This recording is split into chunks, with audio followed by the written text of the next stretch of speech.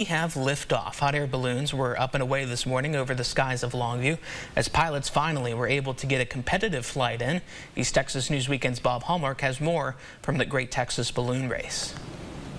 Studying target areas and gauging wind conditions, pilots broke out for the morning briefing, looking to gain an edge on the first competitive day. This morning will be an important one, particularly if they get multiple tasks off today, which I hope they will. Everybody's hoping for multiple tasks, like 4 or 5, maybe 6 tasks even. Well, I normally start out slow and work my way back up into contention, and it's kind of hard when you only have 2 flights. A brisk east wind had balloons struggling for position on the first target at Moberly Baptist Church.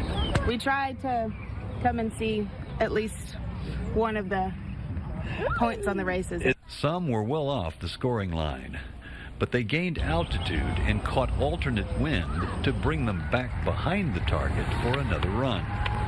To watch them this morning go kind of back against what the surface wind was because of the thermals up there, and then come down and get to the target. These guys that's why they're the best there is in the United States. Saturday is traditionally a day pilots make up ground, but with only 2 days competition, every point counts. You've got to hit all the targets or you're in trouble. Bob Hallmark, East Texas News Weekend.